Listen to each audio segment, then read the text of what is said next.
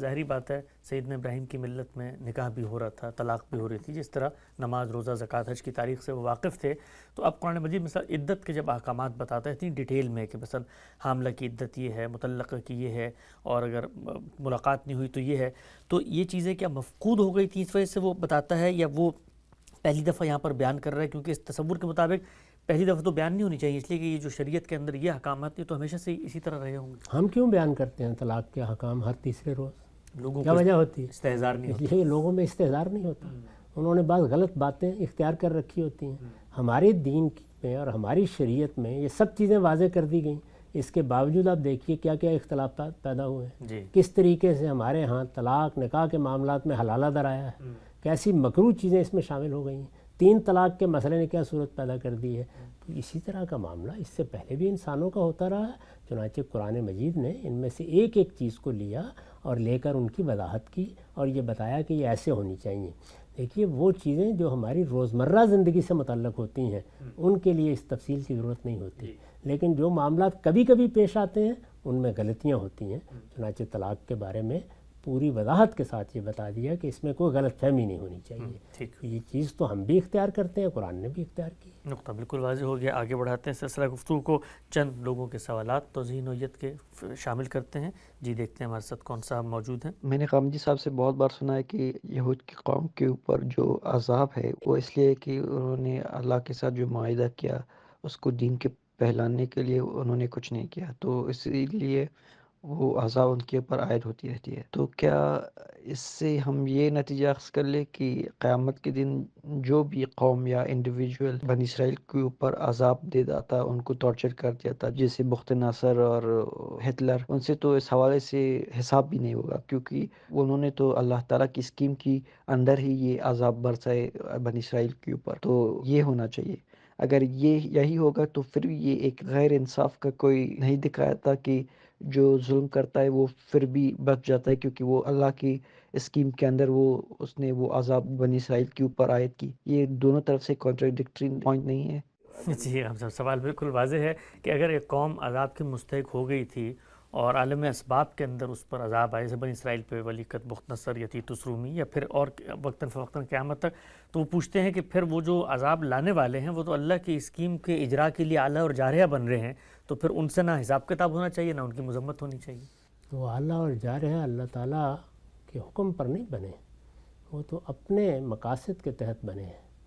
یعنی اگر نبوکد نظر نے حملہ کیا تو یہ تو نہیں کہ اللہ تعالیٰ نے فرمایا تھا کہ جاؤ جا کر حملہ آور ہو جاؤ. بہت اچھی بات ہے. ان کے ہاں جو دنیا میں سفلی جذبات پیدا ہوتے ہیں یا دوسروں کو فتح کرنے کے داعیات پیدا ہوتے ہیں وہی پیدا ہوئے ہیں. یا انہوں نے کسی قوم کو اگر سزا دی ہے تو اپنی کسی انا کے مجروح ہونے کے نتیجے میں سزا دی ہے. یہ جو مختلف ملکوں پر بعض موقع پر بڑی طاقتیں چڑھ دوڑتی ہیں تو ظاہر ہے کہ وہ اللہ تعالیٰ کا کوئی الہام پا کے تو نہیں چڑھ دوڑتی، وہ اصل میں اپنے مفادات کے تحت یہ فیصلے کرتی ہیں. تو یہ سارے فیصلے انہوں نے اسی طریقے سے کیے. ایک نقطہ بالکل واضح ہے. اور دوسرے مقام صاحب، اللہ تعالیٰ نے اگر اس قوم کے بارے میں یہ فیصلہ کیا ہے کہ ان پر عذاب آئے گا تو ان کو بھی تو بتایا کہ تم نے ظلم نہیں کرنا، تو اگر وہ ظلم کرتے ہیں تو ان کے ظلم کا حساب کتاب اللہ تعالیٰ کریں گے. خیر ہر انسان سے اس کے اعمال کا جواب لیا جائے گا. اس طریقے سے دیکھیے کوئی آدمی قتل کرتا ہے تو اللہ تعالیٰ کے تو علم میں یقیناً رہا ہوگا، لیکن یہ کہ وہ قاتل سزا کا مستحق ہوتا ہے اس لیے کہ اس نے کیوں قتل کیا، اس کو اللہ نے جو ارادہ دیا تھا یا اختیار دیا تھا اس نے اس کو کیوں غلط استعمال کیا. ٹھیک، متوازہ ہو گیا. آگے بڑھاتے ہیں. جی سوال کیجیے گا. میرا سوال آج کل کے سب سے مشہور کیلنڈر جارجن کیلنڈر کے حوالے سے ہے، اور سوال یہ ہے کہ اس میں جو منتھس کے نام ہیں وہ زیادہ تر رکھے گئے ہیں رومن اور گریکس گاڈز اور گاڈیسز کے نام پہ، اور جو ڈیز آف دا ویک کے نام ہیں وہ بھی وائکنگز، گریکس اور رومنز کے گاڈز اور گاڈیسز پہ، اور اسی طرح پھر پلینٹس کے نام جو آ جاتے ہیں وہ بھی یہی گریکس اور رومنز کے گاڈز اور گاڈیسز پہ. تو یہ پھر شرک والی کیٹیگری میں آتا ہے. تو اس کے خلاف مسلمان دنیا سے آواز کیوں نہیں اٹھائے گی، اور کس طرح سے آواز اٹھائی جا سکتی ہے؟ اب اس کا متبادل جو کیلنڈر ہم یوز کر سکتے ہیں جو بیسٹ ہے وہ ہے سسٹم انٹرنیشنل کیلنڈر، جس میں اس طرح کے نام نہیں ہیں. اور پھر باقی ویک جو ہفتوں کے دنوں کے نام ہیں وہ بھی ہم کوئی پھر نکال سکتے ہیں. تو کوئی آئیڈیا پرپوز کیوں نہیں کیا جاتا مسلمان دنیا سے؟ جی ہم سب کیا فرماتے ہیں اس کے اوپر؟ یہ جو ہمارے اس وقت کیلنڈر ہے اس میں جو اسما ہیں مہینوں کے اور اس طرح ہفتوں کے، وہ اگر ان کی تاریخ میں جائیں تو وہ تو کوئی گاڈس گریک ان کی میتھولوجی کے لوگ ہیں، تو کیا یہ پہلے اپنی ذات میں یہ کچھ اصولی طور پہ بتائیے گا کوئی اس طرح کی چیز ہو جو اپنے اصل میں کوئی اپنے اندر کوئی شرک کا پہلو رکھتی ہو یا کوئی اس کے اندر نجاست ہو، تو وہ اگر اس کے استعمال میں، کیونکہ اب تو کوئی یہ منڈے سنڈے کہتے ہوئے کسی کے ذہن میں آتے ہی نہیں، تو اس میں کیا کرنا چاہیے؟ اسی طرح ہوتا ہے، یعنی زبان میں جب لفظ کی ابتدا ہوتی ہے تو بعض اوقات وہ بڑے غلط پس منظر سے ہو جاتی ہے، لیکن آہستہ آہستہ وہ محض نام رہ جاتا ہے۔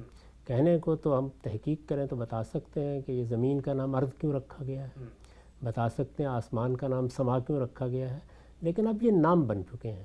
تو یہی صورتحال مہینوں کے ناموں کی ہے، ہفتے کے دنوں کے ناموں کی ہے، یہ اب نام بن چکے ہیں، اور جب نام بن جاتے ہیں تو پھر تاریخ کی طرف کسی کی نگاہ نہیں رہتی، اس وجہ سے وہ استعمال ہوتے ہیں۔ تاہم اگر کوئی حساس آدمی یہ سمجھے کہ ایسا نہیں ہونا چاہیے تو پھر اسے مسلمانوں کے غلبے کی دعا کرنی چاہیے، ٹھیک، اس لیے کہ دنیا کے اندر یہ صرف غالب تہذیبیں ہیں جن کے رکھے ہوئے نام رائج ہوتے ہیں۔ تو اگر مسلمانوں کو غلبہ حاصل ہوتا ہے تو وہ جب چاہیں ہجری کیلنڈر کے نام جاری کر دیں، لیکن خود ہجری کیلنڈر کے جو نام ہیں وہ بھی عربوں ہی کے رکھے ہوئے ہیں، اور ان میں بھی کوئی بحث ہو سکتی ہے کہ فلاں چیز سے یہ توہم یا یہ چیز وابستہ تھی۔ تو یہ ہر چیز کا جب آپ پس منظر دیکھتے ہیں تو ایک زمانہ شرک کا زمانہ رہا ہے، اس کے اثرات آپ کو چیزوں میں نظر آتے ہیں۔